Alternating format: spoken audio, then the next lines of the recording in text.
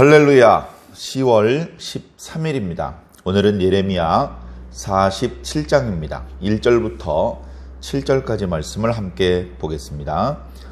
바로가 가사를 치기 전에 블레셋 사람에 대하여 선지자 예레미야에게 임한 여호와의 말씀이라. 여호와께서 이와 같이 말씀하시되, 보라, 물이 북쪽에서 일어나 물결치는 시내를 이루어 그 땅과 그 중에 있는 모든 것과 그 성읍과 거리에 사는 자들을 휩쓸리니 사람들이 부르짖으며 그 땅 모든 주민이 울부짖으리라. 군마의 말굽 소리와 달리는 병거 바퀴가 진동하는 소리 때문에 아버지의 손맥이 풀려서 자기의 자녀를 돌보지 못하리니 이는 블레셋 사람을 유린하시며 두로와 시돈에 남아있는 바 도와줄 자를 다 끊어버리는 날이 올 것임이라. 여호와께서 갑돌섬에 남아있는 블레셋 사람을 유린하시리라.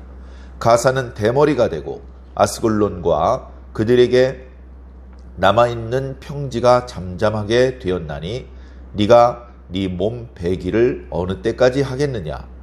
오호라 여호와의 칼이여, 네가 언제까지 쉬지 않겠느냐. 네 칼집에 들어가서 가만히 쉴지어다. 여호와께서 이를 명령하셨은즉 어떻게 잠잠하며 쉬겠느냐. 아스글론과 해변을 치려하여 그가 정하셨느니라 하니라. 아멘. 예레미야 46장부터 시작되는 이스라엘과 유다 주변 나라들을 향한 하나님의 심판의 메시지, 경고의 메시지가 계속되고 있습니다. 13개 나라의 크고 작은 나라를 향한 하나님의 말씀이 주어지는데요. 이 말씀을 보면서 1장에 나와 있던 그 표현이 이 뜻이구나 라는 것을 깨닫게 됩니다. 예레미야 1장에는 예레미야가 처음으로 하나님의 선지자로 부름을 받았을 때 하나님께서 예레미야를 부르시면서 하셨던 말씀이 기록되고 있는데요. 그때 하나님께서는 예레미야에게 내가 너로 열방의 선지자, 여러 나라의 선지자로 세울 것이다 라고 말씀을 하셨습니다. 작게는 유다의 선지자였습니다.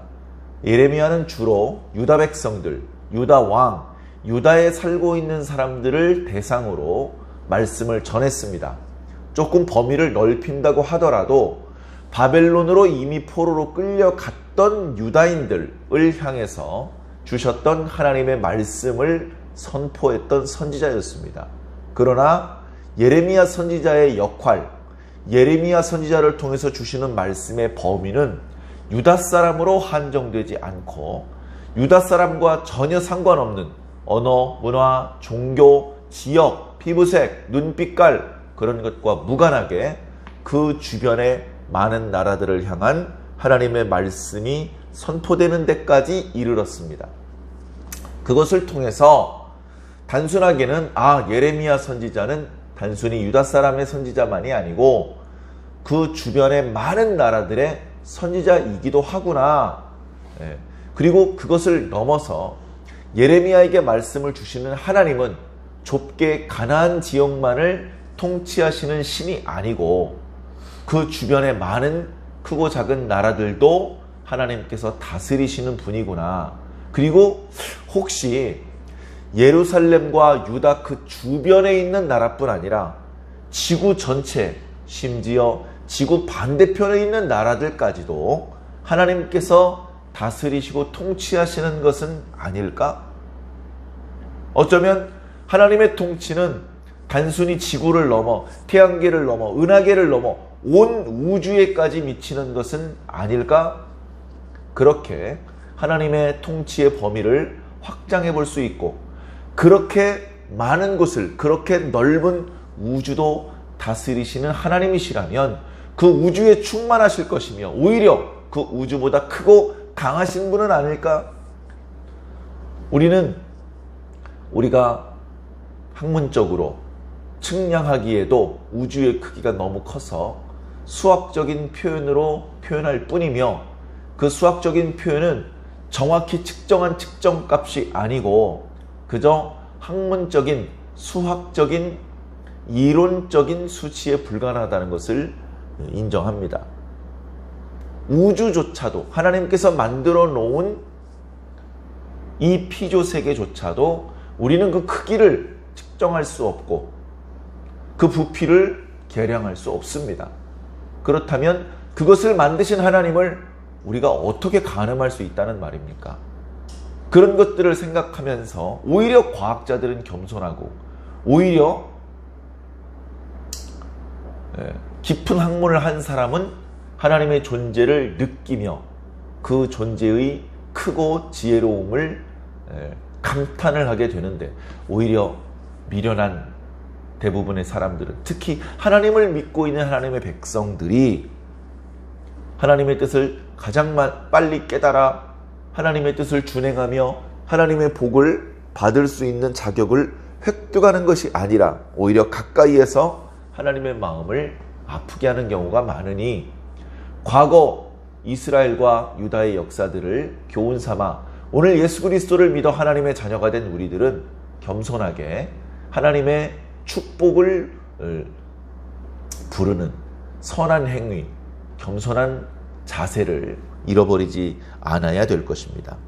자, 어찌되었건 이스라엘과 유다 주변에 있는 13개 나라를 향한 하나님의 경고의 말씀 중에서 오늘 예레미야 47장은 두 번째 블레셋을 향한 하나님의 말씀입니다.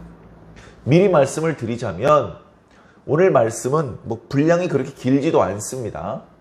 오늘 말씀 속에서 하나님께서 왜 블레셋을 이렇게 철저히 멸망시키려고 하시는지에 대한 이유까지는 나와 있지 않습니다. 우리가 지난 시간들을 통해서 묵상했던 46장 말씀에 애굽을 진멸하시고 멸망시키려는 이유는 분명히 나와 있습니다. 그리고 우리가 애굽과 이스라엘 간의 어떤 역사적인 일들을 하나하나 따져보면서 애굽이 이스라엘에게 미친 악한 영향, 또 이스라엘 사람들이, 유다 사람들이 하나님이 아닌 애굽을 의지하려고 했던 모습들, 그런 것들을 보면서 애굽은 영적으로 하나님의 원수고 대적이구나. 그래서 그동안 참으셨던 하나님께서 바벨론이라고 하는 몽둥이를 들고 애굽을 치시는구나.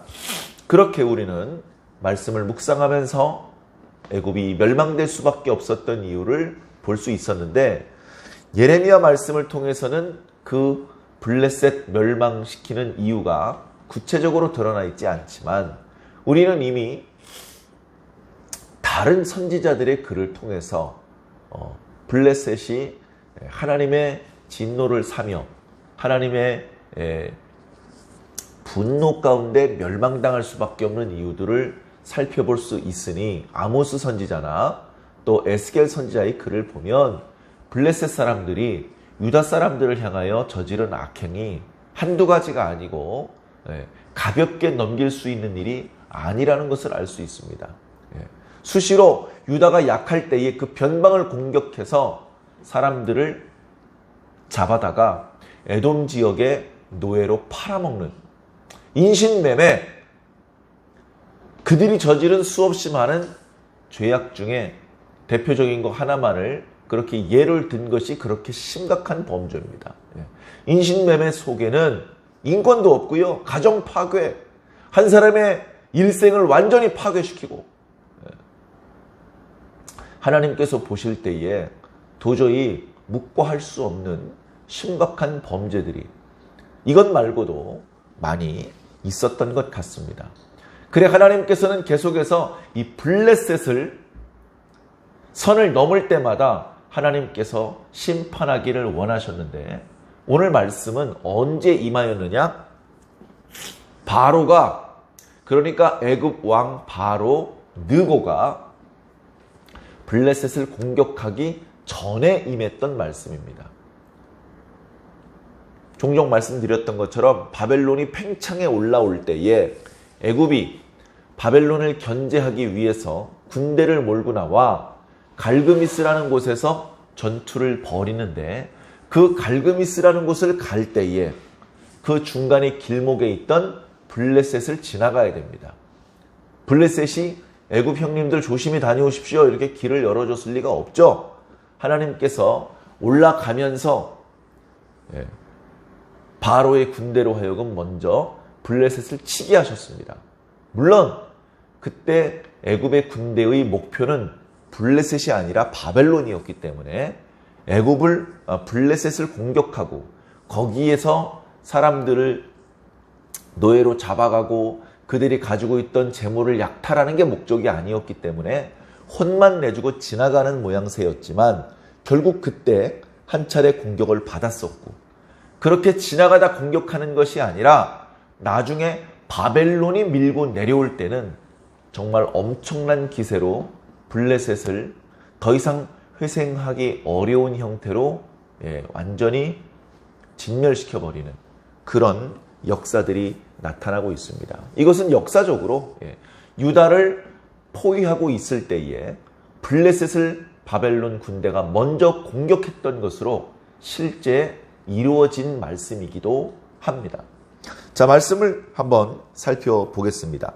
2절 말씀은 물이 북쪽에서 일어난다 라고 말하고 있습니다.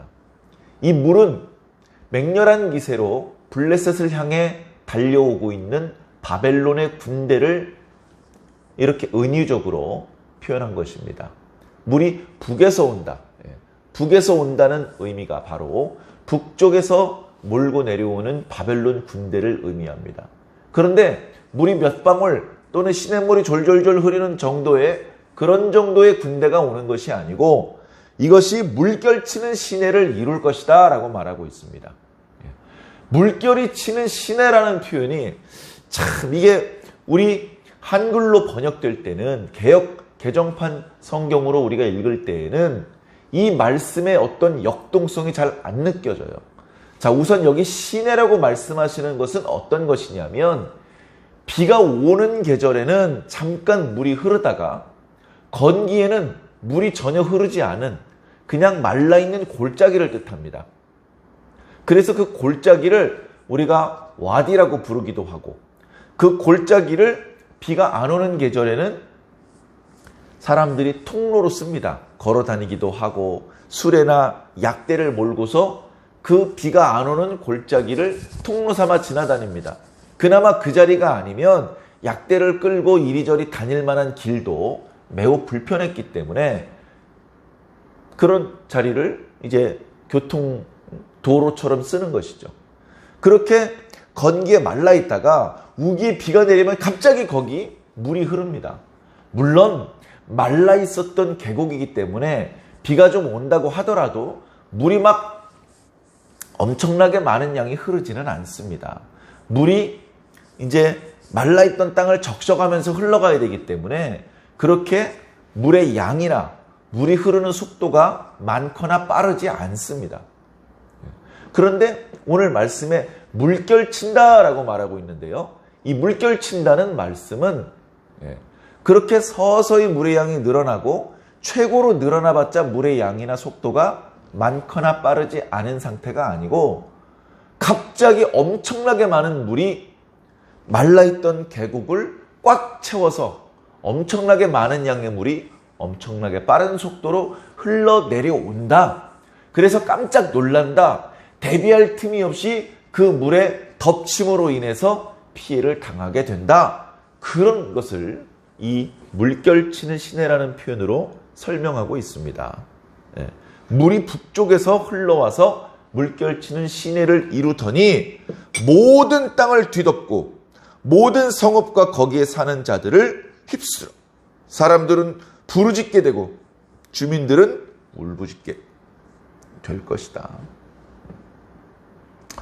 자, 바벨론 군대가 쳐들어 내려오는 것을 2절에서는 물이 시내를 이루는, 시내가 갑작스럽게 사람들에게 덮치는 것으로 은유적으로 설명하고 있지만 3절에는 직설화법을 씁니다. 군마의 말굽소리, 달리는 병거의 바퀴소리가 한두 대가 아니고 또 천천히 조용히 내려오는 게 아니라 우두둑탕탕 우두둑탕탕 맹렬한 기세로 수십 수백의 말굽소리와 바퀴소리가 천지를 진동하기 때문에 그 소리를 듣는 블레셋의 아버지들은 손맥이 풀려서 기가 막히고 어안이 벙벙해서 손발에 힘이 풀리고 자기 자녀들을 돌봐야 되는데 그렇게 하지 못할 지경으로 갑작스럽게 블레셋에 재앙의 군대가 당도할 것이다. 4절에 블레셋 사람들은 유린을 당할 것이다. 블레셋 사람들을 도와주었던 두로와 시돈에도 남은 자가 끊어질 것이다. 갑돌 섬에 남아있던 블레셋 사람들도 유린을 당할 것이다. 갑돌 섬은요, 오늘날로 말하면 크레타 섬입니다. 크레타 섬은 블레셋 사람들의 고향입니다. 크레타 섬에 살고 있던 사람들이 지중해 해변에 모여서 만든 나라가, 그쪽으로 건너와서 만든 나라가 블레셋이기 때문에, 그래서 블레셋의 고향이 크레타 섬입니다. 그런데 거기마저도 공격을 받아서 블레셋 사람들이 유린된다. 거의 남겨지지 않고 거의 다 죽임을 당한다. 그런 참혹한 심판을 당하게 된다는 말씀입니다. 자, 5절은요, 상징적인 말씀인데요. 자, 5절 말씀을 이해하기 위해서는 이 블레셋 사람들이 애곡할 때에 어떤 의식을 하는지 살펴보면 이해하기가 쉽습니다. 유다 사람들, 이스라엘 사람들과 달리 블레셋 사람들은 애곡할 일이 있을 때, 위대한 인물이 죽었거나 국가적으로 어려움을 닥쳤을 때에는 어떤 애곡 행위를 하느냐? 머리를 밉니다. 머리를 대머리로 밀고요. 그 다음에 두 번째 하는 행동이 침묵을 합니다. 말을 안 해요. 그리고 세 번째가 자기 몸에 상처를 냅니다. 자기 몸에 상처를 내죠. 이것이 엄청난 충격과 슬픔을 표현하는 그들의 애곡하는 의식인데, 5절에 보면 많은 사람들이 죽고 국가가 멸명될 지경이 되었을 때에 사람들이 애곡 행위를 하는데, 이 재난이 끝없이 계속되니까 날마다 애곡 행위를 합니다. 근데 그게 언제까지 계속될지 알 수 없을 정도로 계속 이어질 것이라는 말씀을 하고 있습니다. 가사는 대머리가 되고 아스글론과 그들에게 남아있는 평지가 잠잠하게 되었나니 네가 네 몸 베기를 어느 때까지 하겠느냐. 계속 하나님의 재앙이 블레셋이 완전히 멸망할 때까지 계속된다는 말씀입니다. 자신들의 나라와 자신들의 백성들을 죽이고 파괴하는 칼이 쉬지 않고 있으니 너무나 괴롭죠. 그 괴로운 고통 중에 블레셋 사람들이 탄식과 간구의 내용이 6절입니다. 오호라 여호와의 칼이여, 네가 언제까지 쉬지 않겠느냐. 제발 칼집에 들어가서 쉬기를 바라노라. 그런데 그런 블레셋 사람들의 탄식과 간구에 대한 응답이 7절인데요. 여호와께서 이것을 명하셨으니, 다시 말해서 칼이 부지런히 돌아다니면서 블레셋 사람들을 진멸시킬 것을 명하셨으니 어찌 잠잠하며 쉬겠느냐. 쉴 수 없다. 아스글론과 해변을 치려하여 이 칼을 하나님께서 그 일을 하라고 정하셨느니라 라고 말하고 있습니다. 결국 그들의 고통 중에 부르짖더라도 그 기도가 하나님 앞에 수리되지 못하고 그들은 결국 하나님께서 명하시고 정하신 그 심판의 시나리오 대로 그들은 결국 진멸되기까지 이러한 재난을 당하게 될 것입니다. 우리는 우리 자신들을 항상 돌아봐야 됩니다. 잘됐다. 블레셋, 늘 이스라엘을 괴롭히고 특히 유다 옆이라서 유다가 괴로움을 많이 당했는데 이놈들 이렇게 재난을 당한다고 하니 고소하다. 쌤통이다. 박수치고 춤추고. 별로 그런 모습은 성경적이지 않고 하나님의 백성다운 모습이 아닌 것 같습니다. 악인들이 그 악 때문에 하나님의 재난을 당할지라도 두려워해야 됩니다. 겸손해야 됩니다. 우리 하나님의 백성들은 전혀 죄가 없습니까? 우리 하나님의 백성들은 하나님께서 보실 때 무흠하십니까? 아무 흠이 없습니까? 그렇지 않죠. 우리 성도들도 실수가 많고 죄가 없지 않습니다. 그렇기 때문에 하나님께서 언제라도 엄한 잣대를 우리들에게 들이대시면 우리들도 우리의 죄가 적발되어서 하나님의 징계를 피할 수 없게 되는 것입니다.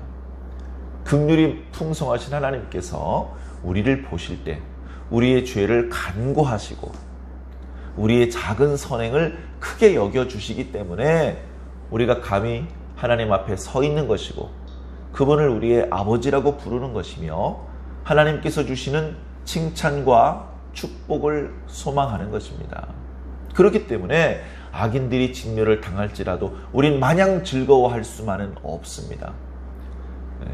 진중해야 되고 겸손해야 되고 내가 두드려 맞는 것이 아니라 내 옆에 있던 악인들이 징계를 당하더라도 하나님의 분노가 바래지는 동안 우리는 납죽 엎드려서 몸을 낮추고 몸을 굽히고 하나님 앞에 겸손하고 자중하는 모습을 보이는 것이 합당한 줄로 믿습니다. 우리는 어쩌면 하나님 나라에 갈 때까지 계속해서 이런 마음의 자세를 견지해야 될 것입니다. 이 자세에서 흐트러져서 방심하고 방종하는 그런 미련을 다 버리시고 늘 겸손하고 지혜로운 하나님의 백성으로서 살아주시기를 주님 이름으로 간절히 축원합니다. 기도하겠습니다. 살아계신 하나님, 우리를 바라보시되 넓으신 긍휼의 눈으로 우리를 바라보아 주시니 감사합니다.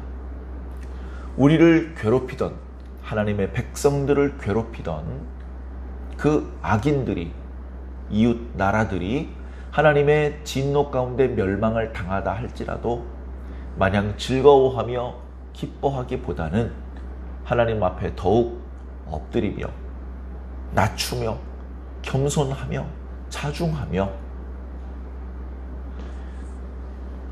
여전히 하나님의 백성들, 주의 성도들에게도 있는 그 죄들, 그 온전하지 못한 부분들, 그 부분들을 보면서 하나님 앞에 겸손히 무릎을 꿇게 하여 주시기를 원합니다. 하나님 앞에 늘 진실된 마음으로, 하나님 앞에 늘 정직한 마음으로 나아갈 수 있게 하여 주셔서 하나님의 진노가 아닌 하나님의 용서하심과 불쌍히 여겨주심을 만날 수만 있도록 주님 인도하여 주시옵소서. 오늘도 오늘 하루의 일상을 살아갈 수 있는 힘을 하나님께서 주시기를 원합니다. 악한 세상에 굴복되거나 거짓에 속지 않을 수 있는 능력과 지혜를 주시기를 원합니다. 오늘도 주님의 말씀을 붙잡고 성령의 이끄심을 따라서 이기며 또 이기는 하루가 될 수 있도록 주님 함께 하시며 인도하여 주시옵소서. 감사하며 예수 그리스도 이름으로 믿고 기도하옵나이다. 아멘.